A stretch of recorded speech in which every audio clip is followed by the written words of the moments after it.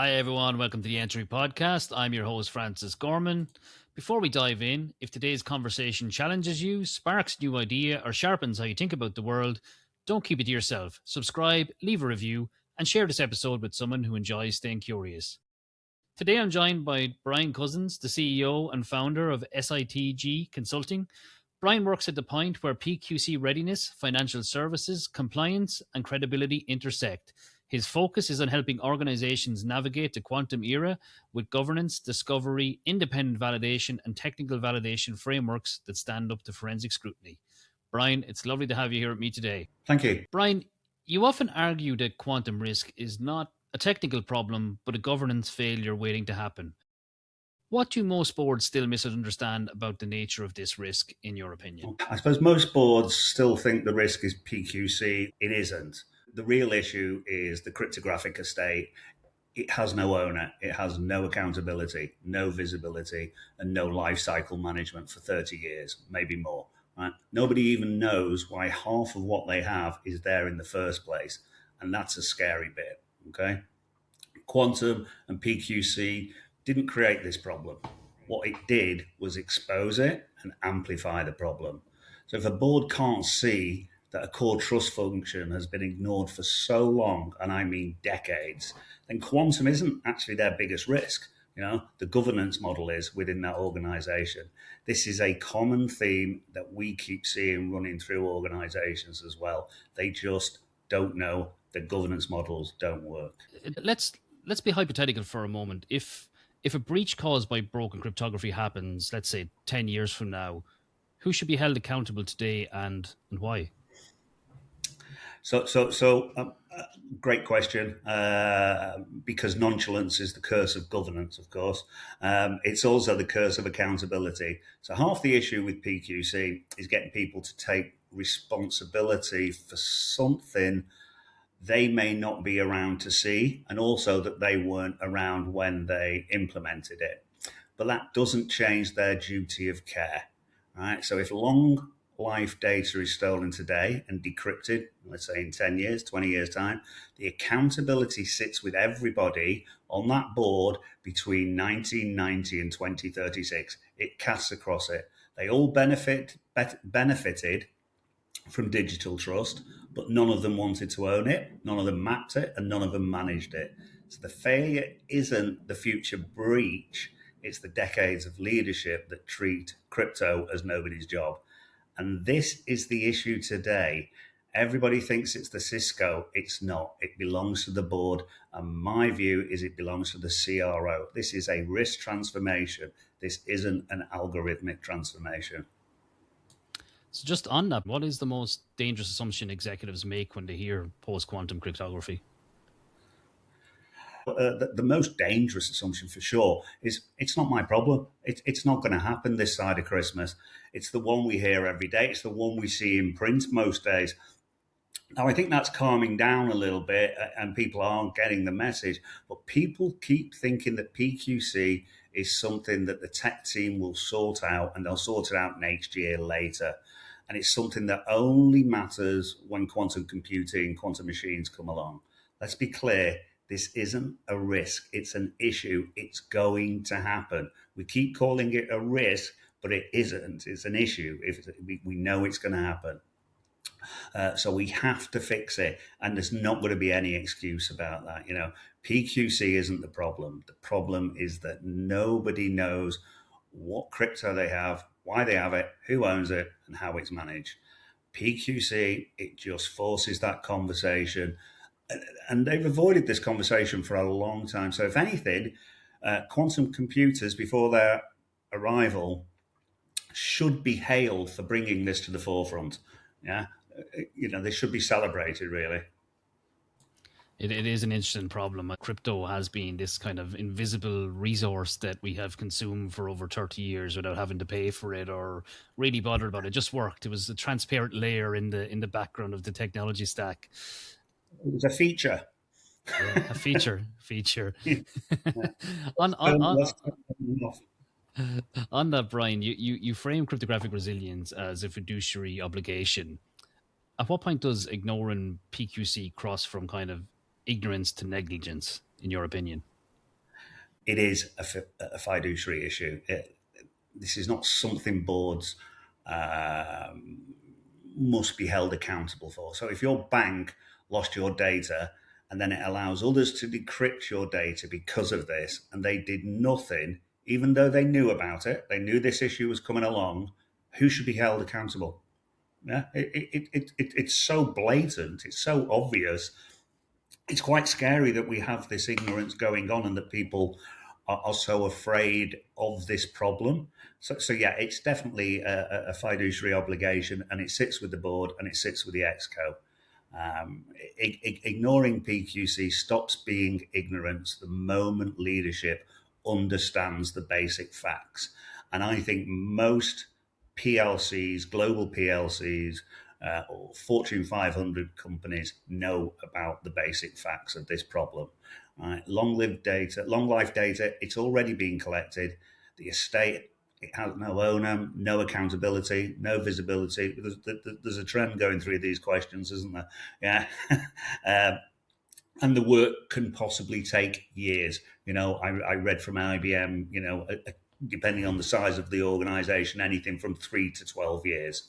Now, so if you're choosing not to act, you have, in effect, crossed into negligence. Okay.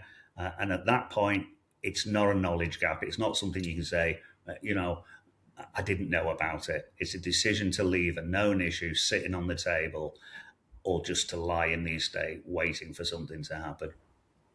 You said something there, Brian, about the at the point when boards understand the problem, and I think that in itself can be a problem, because a lot of board members are non-technical. They understand maybe the top 5 revenue generation systems, but when it gets to cryptography and quantum and these things, it might feel like they have to buy some hardware or do something else, and it's not really clear to them. So how should boards be asking about cryptography differently than they do about cybersecurity more broadly? Yeah, I think they need to understand they're two different things. Cybersecurity is the hamster wheel. Yeah, it's operational. It never stops. It detects, it responds, it patches, investigates, repeats. It's an operational cycle. It's the day-to-day grind that never ends, unfortunately. Crypto, that's structural. Okay, it's the foundations of the house. It's the structure, and if that structure is cracked, and the house will leak forever. And if you don't fix it, little plug for Brian Hale, with a suitably qualified tradesman, someone who actually knows what they're doing, the leaks never stop. Okay, they get worse. And no amount of detect and patch will save you if the foundations are wrong. And remember, we can't patch this. Yeah, we can't. If somebody once they've breached crypto, it's gone. It's open. It's wide. Yeah, you can't go back on it and say, oh, give us the data back. We'll fix it now. It's out there. And I'm not undermining the CISOs or the good work they do, but the issue doesn't belong to the CISO. This is a board level structural obligation. And I can't say that loud enough. It is not an operational firefight. So the questions can't be the usual cybersecurity ones. They need to be structural questions. What do we rely on? Who owns it? When do we have it? What happens if it breaks? Because when it fails, everything built on top of it will fall through with it as well. And that I suppose that is interesting. I often see posts on LinkedIn, and they start with something like, these are the questions the board should be asking their management team. And the board are never going to ask those questions. You know what I mean? So, if boards don't separate the structural risk from the operational noise, they're going to miss the real exposure. And because crypto is the thing that it is, whether we like it or not, it's holding the whole thing together. It's quite scary that it's not that regulators haven't jumped on this yet, but they're not going to. Why do you think that is? Because regulators aren't, they don't preempt anything. Yeah, they very rarely. Even if we go to previous crashes, booms, crashes, GDPR, the regulations only come in after. They never come in before. I've never, or rarely, I've spent my life putting in regulations and compliance and frameworks, but rarely, if ever, will a regulator be proactive. They'll always be reactive, and their response will always be, "Well, we expected you to do that. We expected you to protect the data. That's a duty of care." I suppose that's where DORA and NIS2 and these other kind of regulatory aspects come in with some of the statements around keeping abreast of quantum analysis, etc., cryptographic analysis, etc. And they're light touch, but there is facets in there that you could say point back to the duty of care, as you put it. Yeah. I think it's improving. But was it the World Economic Forum, and the week before we had the G7 or vis-a-vis, and the G7 said, "Oh, you've got to take this seven seriously. Quantum risk, it's got to be taken seriously." And then the following week, the World Economic Forum said, "Yeah, it is serious, but you really need to deal with AI first." And it's like, wow, you know, and it's probably the same people in the same meeting rooms, but that was not necessarily a conflict, but it was certainly different stories or diverging stories in which direction you should go to. And the thing is, I mean, I don't want to get into it now, but AI, quantum, data lineage, structural risk, they're all combined. Zero trust. You can't have one without the other. And now they're here. We've got to take all of those on board as well. And I think one of the biggest fears is no one is ready. It starts getting bigger now. What did I call it? A legacy can of worms. Because that's what it is. There's so much legacy there, and it's not technical debt. It's crypto debt, and it's scary. I'd actually make a prediction, and I might be reading this back or looking back on this in 2 years' time and going, why did you say such a thing? But I actually reckon because of the speed AI is being put in an organization, those solutions will become your biggest headache for post-quantum migration. I think so. I mean, I talk to various organizations and colleagues in the industry, and everybody's using AI now. They're using AI even to detect the CBOM. They're sending agents off. But the lack of control. It's like there's a death wish out there for a lot of organizations. They just throw these problems. I mean, there are no silver bullets. And people need to realize that. Brian, you've written about Harvest Now, Decrypt Later. Which industries are most exposed to that threat, and why are they still under reacting to the problem, in your opinion? I don't think we can single one out. Okay, so I'd say all of them, because someone somewhere wants something from one or all of these sectors: healthcare, banking, telecoms, government, etc. And they're not moving with any real urgency. That again, this is because they're all treating it like a tomorrow problem, and they're assuming that crypto, they've got will somehow, it'll hold out. They won't have a problem. But if I had to call out one sector, I'd probably, if you put me right on the spot, I'd say healthcare. Why? Because the data has such a long shelf life, and it's some of the most valuable and sensitive information they can see. Because everybody always looks at this with financial eyes and the banking and everything, and I'm, from a financial services background myself, so I can see why the banks are going to have struggle there. But here is a real problem. And also because so much of the infrastructure within healthcare cannot be upgraded. Yeah, they're stuck with it. They're going to have to and they're not going to throw away $1 million, MRI machines because they can't upgrade the crypto. So I think there'll be a lot of aftermarket products coming along at some stage. But Harvest Now, Decrypt Later, it only works because organizations are leaving data sitting behind old legacy cryptology. It's only there because of that. And once they've got it, they've got it. Let's talk a little bit about data longevity and quantum timelines. how should organizations be thinking about this as the timelines start to shift closer to that 2030, 2035 mark? Okay, so let's I think let's keep this simple. You don't need a quantum timeline to think about data longevity. You just look at how long the data actually has to matter. Take the UK. NHS medical records are kept for the lifetime of the patient, I believe, plus eight. Okay, plus 8 years. Around 100 years. Right. So that's decades of exposure baked in before you even start talking about quantum. Okay, that exposure's there. Harvest Now gives you that exposure. Singapore, I do some work in Singapore. The immigration records, visas, passes, residency history, entry exit logs.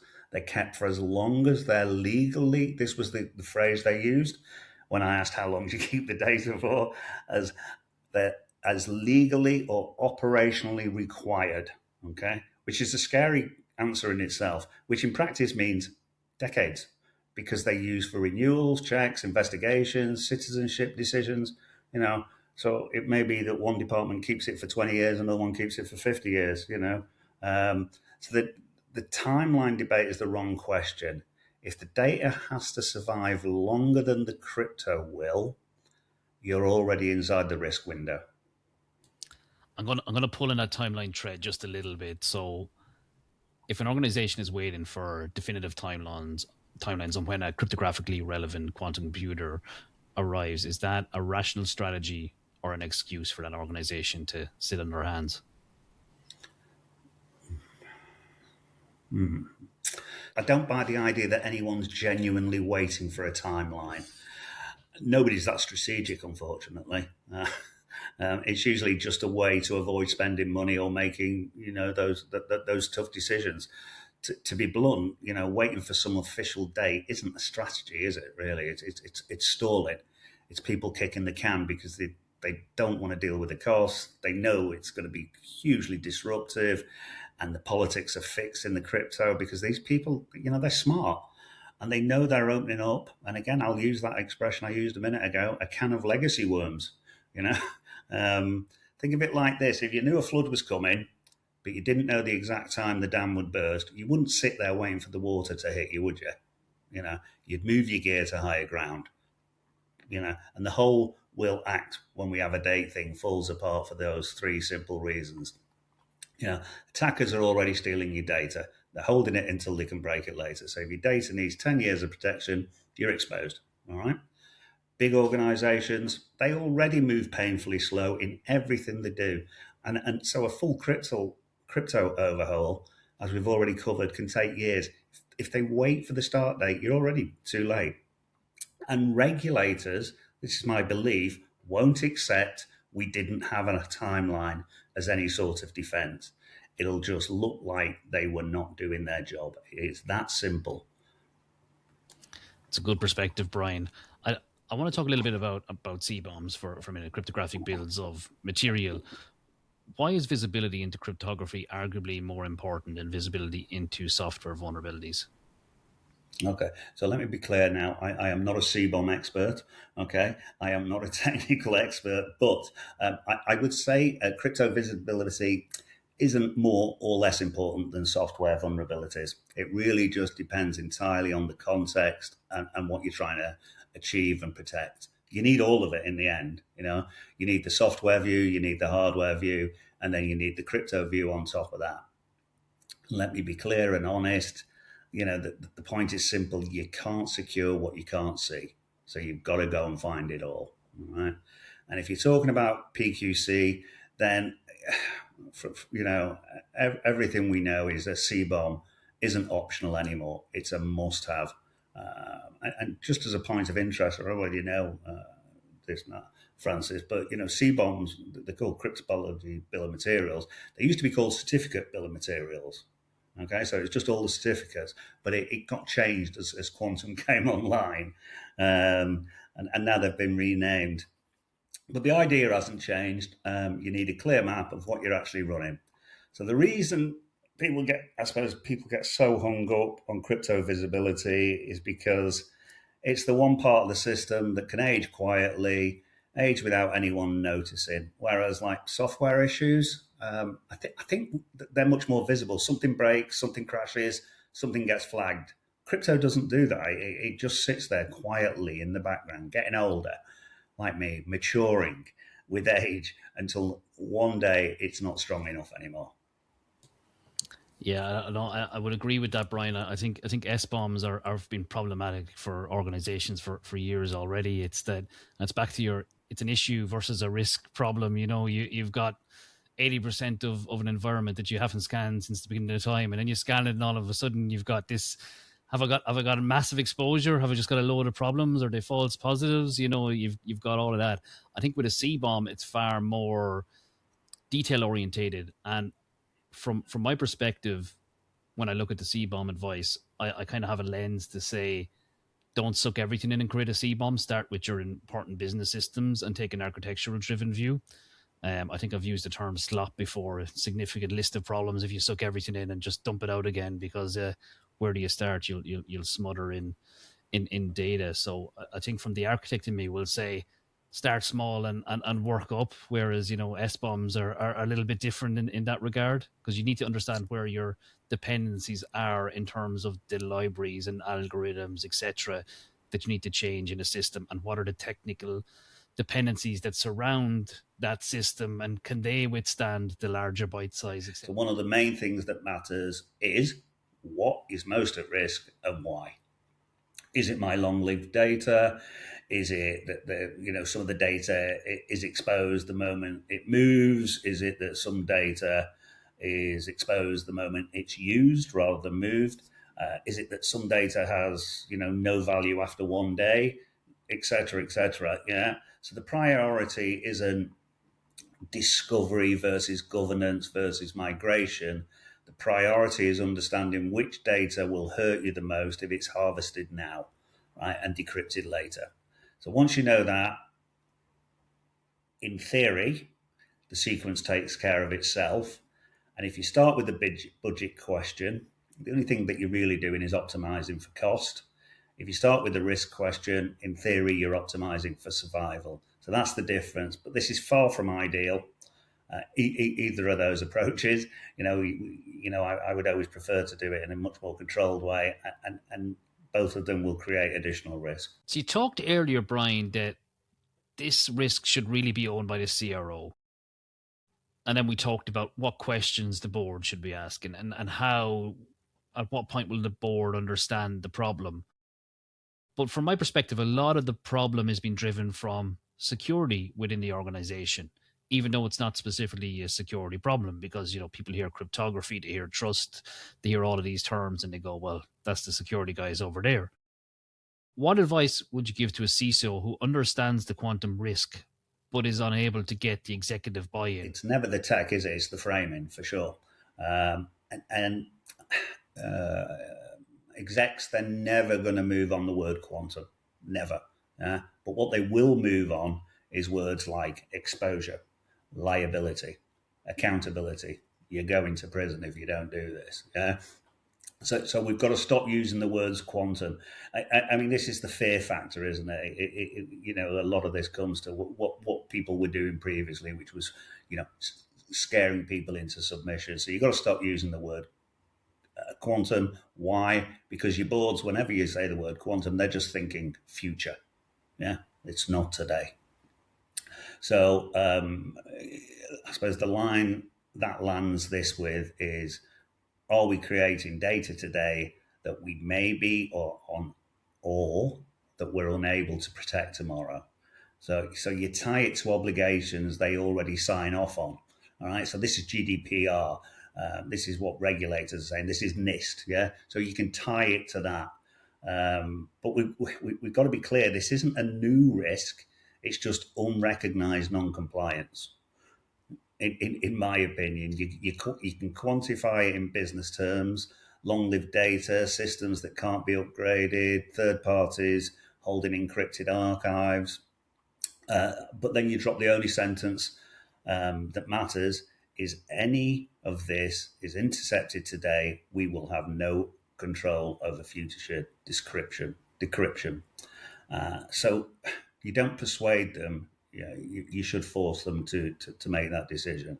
So one page, here's the exposure, here's why the controls fail over time, here's the impact window. They'll either accept it, mitigate it, or they own it. Okay? You can start with visibility, not migration, because we don't know where our exposure is a governance failure. And that's how I would approach it. When you look back a decade from now, what do you think they'll say organizations got wrong about this moment? If we move forward a decade from now, I think a decade from now, people will be all saying everybody waited too long. Everybody. There's a bit of a buck pass on this particular issue, isn't there? Everybody's blaming everybody else. There's the blame for the legacy, right? For the debt that we've got, the crypto debt. Everybody's blaming everybody else for that. Then we've got the vendor excuse. This is the vendors. They never told us this. We never signed up for this. In terms of in 10 years now time, yeah, everybody will say everybody reacted too late. I think that will be the end game of this.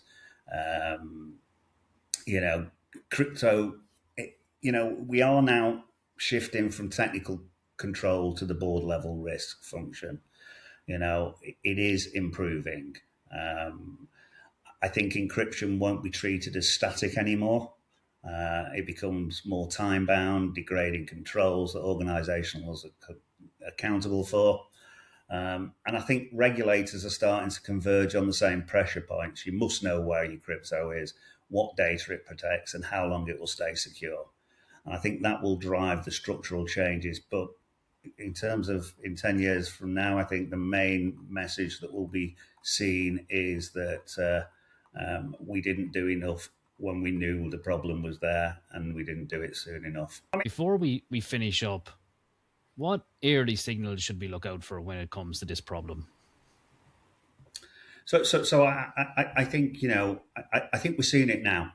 So I do a weekly newsletter. So if you read that, you'll see the early signals are already there if you're paying attention.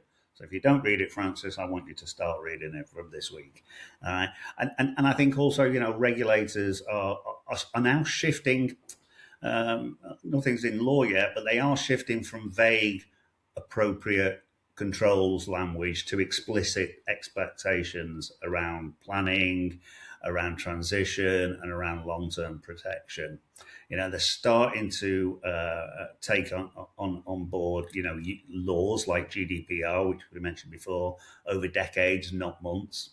And that's the first sign, I think, that the horizon is moving or has moved. At the same time, I think vendors are starting to be pushed to move crypto transparency and agility, not just say what they've always said, which is, yeah, you're safe, we use encryption. Okay. And I think the market is starting to demand evidence now. Right? So I use the word urgency, but it's wrong. We're starting to see something happen. It is on the increase. Additionally, we talked before about standards bodies, G7s, economic forums. They've stopped debating if the change is needed. They're now outlining how and when they view it is. The issue we have still, though, is conflicting stories every other day. Yeah, it'll be 2030. No, it'll be 2035. It'll take you 10 years. No, we can do it in 6 months. Then we have these wild vendor claims that we can make secure in 15 minutes. We do need clearer direction. I think there are some good organizations that have been set up behind this now. You got PKIC, you've got QSEC. There's various organizations that are doing good work. I do a little bit of lobbying, a little bit of influencing with regulators, but they've got their plates full. But it will take a big breach before somebody puts this into concrete.